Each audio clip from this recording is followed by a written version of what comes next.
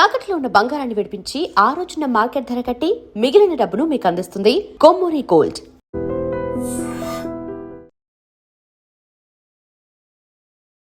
నమస్తే రమగారు. నమస్తే జయ. రమగారు, ఒక సామెత చెప్తారు చూడండి. ఉరుమురువి మంగళం మీద పడిందంట. వాళ్ళు కొట్టుకు చచ్చిపోయి యుద్ధాలు చేసుకొని మనకి గ్యాస్ లేకుండా అయ్య బాబోయ్ అనే ఒక క్వశ్చన్ మార్క్ వచ్చేసి హాస్టల్స్ క్లోజ్ చేసేసి, హోటల్స్ క్లోజ్ చేసేసి, లిమిటెడ్ ఫుడ్ అని పెట్టి గ్యాస్ కూడా అప్పుడు మనకి ఫుడ్ ఐటమ్స్తో పాటు జిఎస్టీ బిల్ ఎలా ఉంటుందో కింద గ్యాస్ అని చెప్పి కూడా బిల్లు పెట్టేస్తున్నారు. ఇలానే కొనసాగితే అమ్మో అనిపించేస్తోంది. తర్వాత స్టవ్లు, గ్యాస్ సిలిండర్ అంటే ఎట్లానో బుక్ చేసుకుంటే రావట్లేదు. ఇండక్షన్ స్టవ్లు కూడా అవుట్ ఆఫ్ స్టాక్ అని పెట్టేశారటండి. అవును, ప్రెస్టీజ్ నేను అమెజాన్ లో చూస్తే ప్రెస్టీజ్ ఇండక్షన్లు out of stock, temporarily not available. మనం అదేదో విజయవాడ వెళ్తూ ఓ చోటాగేమా లిమిటెడ్ ఐటమ్స్ అన్నారు, కొన్ని ఐటమ్సే ఉన్నాయన్నారు. వివేరాలో ఆగాము, ఓన్లీ లిమిటెడ్, లోపలికి అసలు ఎలా కూడా చేయలేదు, బయటే కూర్చోబెట్టారు, లిమిటెడ్ ఐటమ్స్ అని చెప్పారు. ఇప్పుడు గ్యాస్ బుక్ చేద్దామంటే ఇండియన్ వాళ్ళ గ్యాస్ ఇది ఉంది కదా 24 hours గ్యాస్ బుకింగ్ క్రాష్ అయిపోయిందిట, అది లేదు. ఇవాళ నేను బుక్ చేశా, బుక్ అయిందండి. ఇవాళ బుక్ అయింది, స్లోగా అవుతుంది. ఏది ఇండియనా భారత్? ఇండియన్, నాది ఇండియనే. సో నేను ఇప్పుడు బుక్ చేశా. హెచ్పి వాళ్ళది ఓపెన్ అవుతోంది ముందే, అక్క ఇది ఉంది, అది కూడా నేను చేస్తాను. ఇండియన్ది మాత్రం 4 రోజుల నుంచి క్రాష్ అయ్యి ఇవాళ మార్నింగే ఓపెన్ అయింది. మామూలు గ్యాస్ డెలివరీ బాయ్ ఉంటాడు కదా, మనకు పరిచయం ఎన్ని ఏళ్ళ నుంచో ఉన్నాడు కదా బాబు అని ఫోన్ చేస్తే ఫోనే ఎత్తలా వాడు, తీసిపారేసాడు. నాకు ఒక డౌట్ వచ్చింది నమ్మగారు, సిలిండర్లు అయితే ఓకే, మాకేమో పైప్ లైన్స్ కదా, మన పరిస్థితి ఏంటి? అయ్యో బాబాయ్. ఇప్పుడు చూడు, మనకి నిత్యావసర వస్తువైనటువంటి గ్యాస్ మనం డిపెండెంట్స్గా ఉన్నాం, బయట నుంచి రావాలి మనకి.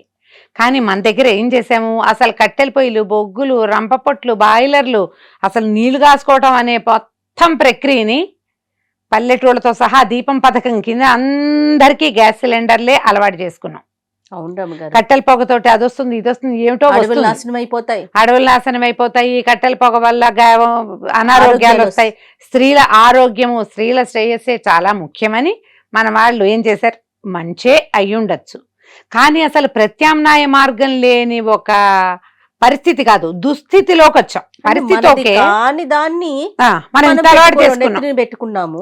మనకి అవకాశాలు ఉన్నవి, చిన్న పొన్నవి, మనకు ముందు నుంచి ఉన్నవి ఏమనాలి, సంప్రదాయ విధానాలు మొత్తం అటకెక్కిచ్చాం. అవునవును, అటకెక్కిచ్చిన కొందరి దగ్గర ఇంకా కుంపట్లు ఉన్నాయి, కొందరి ఇళ్లలో ఇంకా వెనకాల పెరట్లో కాస్త పొయ్యి పెట్టుకుని 2 పుల్లలు వెలిగించి వేడి నీళ్ళు పెట్టుకోవటం, లేకపోతే ఏదైనా పిండి వంట చేయటానికి సిటీలో కూడా ఉంది. సిటీలో కూడా జొన్న రొట్టెలు అవి చేసుకోవడానికి పొయ్యి వెలిగిస్తున్న వాళ్ళు 1%, 2, 3, 4 ఉన్నారు, చాలా తక్కువ. చాలా. కానీ అది ఎప్పుడైనా చేస్తాం, కానీ అదే రోజువారీ క్రియగా చేసే అవకాశం అసలు లేనే లేదు. ఇప్పుడు ఇంకొక విషయం అండి, ఇళ్లలో అనేసరికి మీరు అన్నట్లుగా నెక్స్ట్ ఆప్షన్ చూడగలుగుతాం. హోటల్స్ వాళ్ళు, హాస్టల్స్, పెద్ద పెద్ద ఇండస్ట్రీస్ వాళ్ళు ఏం చేయాలి? మీలాగా గ్యాస్ లైన్ల వాళ్ళు. మన ఇంట్లో స్టవ్ ఉంది రమ్మగారు, అది ప్రాబ్లం లేదు. అంటే ఎక్కడో మూలన పడేస్తే ఇప్పుడు తీసుకోవాల్సిన పరిస్థితి వచ్చిద్దేమో, ఇంకా రాలేదు. అదే ఇండక్షన్లు, స్టవ్లు, రైస్ కుక్కర్లు. నాకు గుర్తుంది, మరి ఏ క్లాస్ లోనో ఏమో గాని, అడవి సంపద నాశనం అయిపోవటానికి గల కారణాల్లో వంట చెరుకు ఒకటి. మనం ఇళ్లలో పొయ్యిల్లో పుల్లలు పెట్టేయటం వల్ల అడవులు నరికేస్తున్నాం, జంతువులు ఇట్లా అయిపోతున్నాయి, అట్లా అయిపోతున్నాయి, అడవి సంపద, వర్షాలు, ఎన్నెన్ని వ్యాసాలు రాసేవారము. అవును, నిజమే. అందుకని గ్యాస్ అని పట్టుకున్నాం. ఆ గ్యాస్ ఏమో మనకేమి ఇక్కడ ఎక్కువ లేదు, మనం బయట నుంచే తెచ్చుకోవాలి. అక్కడ ఏదైనా వచ్చిందంటే అదే నువ్వు అన్నట్టు తుంటి మీద కొడితే పళ్ళు రాలినట్టు, అదే కదా, అలాగా అయిపోయింది మన సంగతి. ప్రత్యామ్నాయ విధానాలు కనీసం పల్లెల్లో ఉన్న వాళ్ళైనా బయోగ్యాస్ లాంటివి. మా చిన్నప్పుడు మాకు గోబర్ గ్యాస్ ఉండేది జయ, నేను ఇదివరకు ఎప్పుడో చెప్పానా. అప్పటికి సిస్టము ఇంత టెక్నాలజీ డెవలప్ అవ్వాల. అది చాలా పెద్ద గొయ్యి తీసి దాన్ని పెద్ద డ్రమ్, దాన్ని అందులో దింపి రోజు, మాకు గొడ్లు ఉండేవి కదా, గేదెలు ఎక్కువ, ఆవులు ఎడ్లు కూడా ఉండేవి, గిత్తలు ఉండేవి. ఈ పేడని, వాటి ఆవు పేడ, ఈ గొడ్ల పేడని అందులో పోస్తే రెండో పక్క నుంచి ఇది గ్యాస్ రిలీజ్ అయిన తర్వాత అదంతా బయటకు వస్తూ ఉండేది, అది ఇట్లా పల్చగా వచ్చేది, దాన్ని తీసి మొక్కల్లో పోస్తూ ఉండేవాళ్ళం. గోబర్ గ్యాస్లోకి రెగ్యులర్గా పేడ కలిపి పోస్తే శుభ్రంగా వంట చేసుకోవచ్చు. అది ఎప్పుడైతే గ్యాస్ మంట కొంచెం తక్కువ వచ్చిందో, గ్యాస్ లేదనమాట, అప్పుడు ఏం చేసేవాళ్ళం, మళ్ళీ పేడ కలిపి పోస్తూ ఉండేవాళ్ళం. చేసాం చాలా సంవత్సరాలు, చూడండి బానే ఉండేది. కానీ ఏమైంది, క్రమంగా ఈ గొడ్లకి సేవ తగ్గిపోయింది, ఓట్లు పెట్టుకోవడం తగ్గించుకున్నాం, పశువులు తగ్గించుకున్నాము, ఈ పని చేసేందుకు మనుషులు లేరు, ఇంటర్లింక్డ్ కదా. ఇవన్నీ ఎవరు చేస్తారు? మెల్లిగా ఆ పద్ధతి మానుకున్నారు. అయిపోయింది ప్రాసెస్. మనకి కాల్ గ్యాస్ లోకి వచ్చేసాము. ఇప్పుడు మళ్ళీ గోబర్ గ్యాస్ ప్లాంట్ అంటే ఇప్పుడు పల్లెటూళ్ళలో నాకు తెలిసి సబ్సిడీలు ఉన్నాయి, సబ్సిడీ అవకాశం ఉంది. ఊళ్ళల్లో ఇప్పటికీ కూడా ఏదో ఈ మన కొబ్బరి మట్టలని, కొబ్బరి డిప్పలని ఏవో ఒకటి పెట్టుకుని వంటలు చేసేసుకుంటారు, వేడి నీళ్ళు పెట్టుకుంటారు, కనీసం స్నానానికి నీళ్లు, అన్నం వండేసుకుంటారు. కొన్ని పనులు అయితే ఖచ్చితంగా జరుగుతూనే ఉంటాయి, ఊళ్ళలో జరుగుతాయి. కుంపట్లు వెలిగించుకుంటారు, పాలకి చిన్నగా పొయ్యి వెలిగించి కొంచెం దగ్గరలో ఉంటే కనుక. అవకాశం ఉన్న వాళ్ళు, లేని వాళ్ళు ఏం చేస్తాం, మనం దీనికి అలవాటు పడ్డాం కదా. పానిక్ అవ్వద్దు కనీసం. ఓకే, ఈ గ్యాస్కి ఎప్పుడైతే మనకి సమస్య వచ్చిందని అర్థమైందో వెంటనే మనం పెట్రోల్ బంకుల మీద పడిపోయాం, అందరూ ట్యాంకులు ఫుల్ చేసాము. ఎన్ని రోజులు వస్తుంది? ఎటు వెళ్ళకుండా ఉండంగా మళ్ళీ పానిక్ అయిపోతూ ఉంటాం. ఇక గ్యాస్ సిలిండర్ మన దగ్గర ఉన్నా రేపు రాదేమోనని చేయటం, ఇంకొంతమంది సామాన్లు కొనేసుకోవటం, ఒకవేళ ట్రాన్స్పోర్టేషన్ ఇబ్బందులు అవుతాయేమోనని నిత్యావసర వస్తువులన్నీ కోవిడ్ అప్పుడు పిచ్చి పిచ్చిగా కొనుక్కుని దాచుకున్నట్టుగా దాచేసుకోవటం, వాటి మీద ఎక్కువ హైరాణ పడ్డాం. కొద్దిగా స్థిమితంగా ఉండొచ్చేమో. గవర్నమెంట్ కనుక ఏదైనా ఒక ఇది చెప్పి మీరందరూ సామాన్లు కొని పెట్టుకోండి, దాచిపెట్టుకోండి, అంటే సేఫ్ సైడ్ గా ఉండండి అని మనకే పబ్లిక్ గా చెప్పేసి అనౌన్స్మెంట్ వస్తే వచ్చిందంటావా? ఏదైనా ఏం రాలేదు రమ్మగారు, ఏం రాలేదు. ఇవన్నీ ఇలా ఉన్నాయి, ఒక అవకాశం ఉంది అని తెలుస్తోంది మనకి, ఈ సమస్య రావచ్చు అని. పానిక్ అవ్వకుండా ఉంటే బాగుంటుందేమో జయ. అండ్ రెండోది, ప్రత్యామ్నాయ మార్గం ఒకటి అలవాటుగా ఉంచుకుంటే బాగుంటుందేమో ఆలోచించుకోవాలి. తర్వాత అప్పుడు మీరు కూడా ఎప్పుడు చెప్తూ ఉంటారు, ఈ దేన్నైనా పొదుపుగా వాడుకోవాలి, వేస్ట్ చేయకూడదు, పొదుపు పొదుపు పొదుపు. నాకు అనిపిస్తుంది ఒక్కొక్కసారి కరోనా వచ్చి లాగి కొట్టెళ్ళింది మనల్ని. అవును, ఎలా హెల్దీగా ఉండాలి, ఎలాంటి హ్యాబిట్స్ అలవాటు చేసుకోవాలి, ఏం చేయాలని. మళ్ళీ అలాంటిదేనేమో, ఎందుకంటే విచ్చలవిడైపోయింది కదా అమ్మగారు వాడకం, ఎక్కువైపోయింది, ఈజీగా దొరికేసరికి. ఇప్పుడు చూడండి ఎలా వాడుకోవాలి, నలుగురం కలిసి ఒకేసారి ఆఫీసులకి వెళ్ళటం, ఒకేసారి ట్రావెల్ చేసుకోవాలి, వెహికల్స్ పూల్ చేసుకోవాలి, సాధ్యమైనంత కాలినడకన వాడాలి, పబ్లిక్ సాధనాలని వాడుకోవాలి, కార్లు పక్కన పెట్టేసి 2 వీలర్స్ వాడుకోవాలి. ఓ 2 వీలర్ మీద ఇద్దరు వెళ్తారు, కార్ కంటే 2 వీలర్ కి ఇంధనం తక్కువ అవసరం పడుతుంది.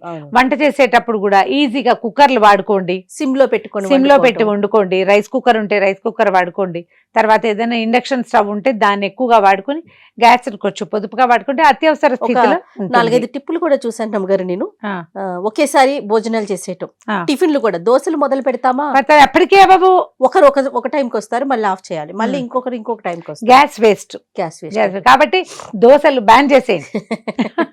సింపుల్ ఈజీ, ఒకేసారి ఉప్మా అంతే మా ఫేవరెట్, తర్వాత అంతే. మరి ఇడ్లీ పెట్టండి, ఒకేసారి 5 ప్లేట్లు పెట్టేస్తే ఒక దెబ్బతోటి అయిపోతుంది. ప్రతిసారి పొయ్యి వెలిగించడం, ఆఫ్ చేయటం లాంటివి కాకుండా ఇది అలవాటు చేసుకుంటే ముందు కాలంలో కూడా మనకి మంచి అలవాటు. నేను అనేది అది, మీకు ఇంధన పొదుపే కాదు, డబ్బు పొదుపు, సమయం ఆదా, మనకు కూడా ఒక క్రమశిక్షణ ఉంటుంది జీవితానికి, అది చాలా అవసరం కదా. ఏదైనప్పుడు మనం వండుకునేటప్పుడు పైన మూత పెట్టి వండుకోవటం, సిమ్ లో పెట్టి వండటం కదా, వస్తువు వృధా చేయకుండా. పైగా ఎండాకాలం కదా, చక్కగా చల్లారి అన్నం హాయిగా తినచ్చు, ఇవాళ అన్నం రేపొద్దున తినచ్చు, ఏమీ ఇబ్బంది లేదు. ఒక పూట చేసుకొని కొంచెం కాస్త మరి పాడవకుండా జాగ్రత్తలు తీసుకో. ఇప్పుడు పప్పు అవి ఉండవు, పప్పు పులుసు అవి ఉండవు, కానీ కూరలు, ఇగురు కూరలు నూనె పైకి వచ్చేదాకా వండితే శుభ్రంగా ఉంటాయి. పులుసులు ఉంటాయి, పప్పు లేని పులుసు అయితే. అన్నం నిలవ ఉంటుంది, పర్వాలేదు. దాంట్లో ఏంటంటే మనం కాస్త నీళ్ళో మజ్జిగో, పాలు మజ్జిగ వేసి ఉంచుకున్నా కూడా మర్నాడు తినచ్చు. ఇవేవో నోటుకొచ్చిన మాటలు చెప్తున్నాం, కానీ ఎవరికి వాళ్ళు ఒక సంయమనంతో ప్లాన్డ్గా మన జీవితానికి రేపొద్దుటి పరిస్థితి ఏమవుతుందో అనే ఆలోచనతోటి కనుక ప్రవర్తిస్తే అంత పానిక్ అవ్వక్కర్లేదేమో. అవును, కానీ ఒక ప్రత్యామ్నాయ మార్గం ఎప్పుడు ఉంచుకోండి. ఖచ్చితంగా ఏ వస్తువునైనా జాగ్రత్తగా వాడండి, దానికి లైఫ్ ఎక్కువ ఉంటుంది. ఇది పారేసి ఇంకోటి కొనుక్కుంటాం, అది వదిలేసి ఇంకోటి తీసుకుంటాం, ఈ ధోరణి మానేయాలి. కానీ అస్సలు ఎక్స్పెక్ట్ చేసామా చేయలేదమ్మా, ఉండదు. ఇండక్షన్ స్టవ్లు కూడా దొరకవు అనేది అసలు మనకి 1600కి కొన్నది 2400 ఇప్పుడు 6000 ఏదో విన్నాను రమ్మగారు నేను, కమర్షియల్ కి అయితే బండా. అవును, 6000 ఏంటి ఇప్పుడు ఈ వైజాగ్ విశాఖపట్నం ఆ పక్క ఊళ్ళల్లో వంట చెరుకు కూడా 2500 ఉండేది, ఇప్పుడు 10,000 ఒక లాట్. ఎందుకంటే హోటళ్ల వాళ్ళంతా దాని మీద పడుతున్నారు. ఇప్పుడు మనవి ఇప్పుడు ఓపెన్ కిచెన్లు అనుకో, అప్పుడు వంట చెరుకుతో ఏదో వండుతారు హోటళ్ళ వాళ్ళైనా. ఈ సాఫిస్టికేటెడ్ కిచెన్స్ అవి ఉన్న వాళ్ళు ఏం చేయగలుగుతారమ్మా? వ్యాపారం మానుకోవటం తప్ప. ఇప్పుడు వాళ్ళు వ్యాపారం మానుతారు, మనకి సంయమనం వస్తుంది. ప్రజలకి రోజు బయట తినేదా, స్విగ్గీ గిగ్గి మొత్తం ఆఫ్. పాపం ఏం చేస్తారు కదా? ఎంత మందికి జీవిక పోయినట్టు అయిపోయింది జయ. నెలొచ్చేసరికి ఏదో ఒకటి వస్తుందని ఆశిస్తారు పాపం. అదంతా ఆగిపోవట్లా. అవును అవును. ప్రతిదానికి ప్రత్యామ్నాయ మార్గం ఉండాలి, ప్రతి దాంట్లో పొదుపు ఉండాలి, ఏ విషయానికైనా సంయమనం ఉండాలి. ఇవి మనకి జీవితము అంటే యూనివర్స్ ఇట్లా నేర్పిస్తుంది. ఒక 5-6 ఏళ్ళు 4 ఏళ్ల క్రితం కొన్ని నేర్పించింది. అంతకుముందు డిమానిటైజేషన్ అప్పుడు కొన్ని నేర్చుకున్నాం, పెద్ద నోట్ల రద్దు అప్పుడు కొన్ని నేర్చుకున్నాం, కరోనా అప్పుడు కొన్ని నేర్చుకున్నాం, ఇప్పుడు కూడా కొన్ని నేర్చుకుని ఈ రోజుకి చేసి రేపు వదిలేయద్దు, కంటిన్యూ చేయాలి. కొన్నైనా కొంత ఆలోచన అయినా మనం కొంతకాలమైనా కంటిన్యూ చేస్తే అవి మనకి అలవాటు అవుతాయి. దానివల్ల పొదుపే గాని ఇంకా అంతకంటే ఏం లేదు. చెడు కాదు కదా. సరిగ్గా ఆలోచించండి, పానిక్ అవ్వద్దు, కొంచెం ఆలోచించి పనిచేస్తే ఈ వచ్చిన సమస్య ఇది మన సమస్య కాదు, పాపం వాళ్ళెవరిదో. మనం కూడా ఇందులోకి ఆ చక్రబంధంలో పడ్డాం. కొంచెం కేర్ఫుల్గా గనక మనం ముందుకెళ్ళామా హాయిగానే ఉంటుంది. గవర్నమెంట్ కొంచెం యాక్టివ్గా కనుక ఏదైనా చేసిందనుకో మనకి ఈ సమస్య తీరిపోవచ్చు. ఇప్పుడు మన మీద మనం కొంచెం కాస్త అదుపు సంయమనము ఏర్పరచుకుంటే మనకి జీవితాలకి ఇబ్బంది లేకుండా ఉంటుంది. నమస్తే. నమస్తే. And for more videos, please subscribe to iDream. Please subscribe to iDream. Please subscribe iDream. And please subscribe to iDream. For more videos, subscribe to iDream. please like, share and subscribe to the channel. Congratulations, iDream. Subscribe to iDream. Subscribe to iDream. So subscribe to iDream Media. iDream ki iDream team andarki huge congratulations. Please subscribe iDream Media. Please subscribe to iDream. Subscribe iDream. Please subscribe to iDream. iDream అంటే నా కళల ఛానల్ను subscribe చేసుకున్న నోరు తిరుగుతలేదు, మీరైతే గంట గుర్తు కొట్టండి. For more such videos, please subscribe to iDream. Subscribe to iDream. Please subscribe to iDream. Please subscribe iDream Media. Please do subscribe to iDream. Please subscribe to iDream Media. For best entertainment and information, please subscribe iDream. And don't forget to subscribe to iDream.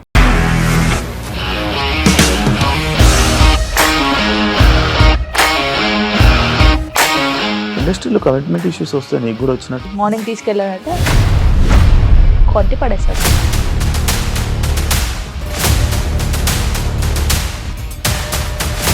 ఒక్కళ్ళు కూడా చూడలేదు ఈ cinema అని చెప్పడానికి కూడా చాలా ధైర్యం కావాలి. అది నిజం కదా, దాంట్లో ధైర్యం ఏంటి? నెక్స్ట్ డే ప్లేట్ మార్చేస్తే తప్పు కదా. As of now we are comfortable this అని నేను అనుకుంటున్నాను. రష్మిక గారిది మీది ఒకే ఊరు అంట కదా. నీకు కోపం వచ్చిందంటే బాగా తిట్టేత్తరా? తిట్టేద్దామండి. నిజంగా గేమ్ ని ఎలా చేంజ్ చేయగలిగారు? ఏపీఎస్ఎఫ్సి వాళ్ళకి 6 నెలల్లో నేను 6 లక్షలు కట్టా. బిజినెస్ చేయాలనుకుంటే it is as difficult as riding a tiger.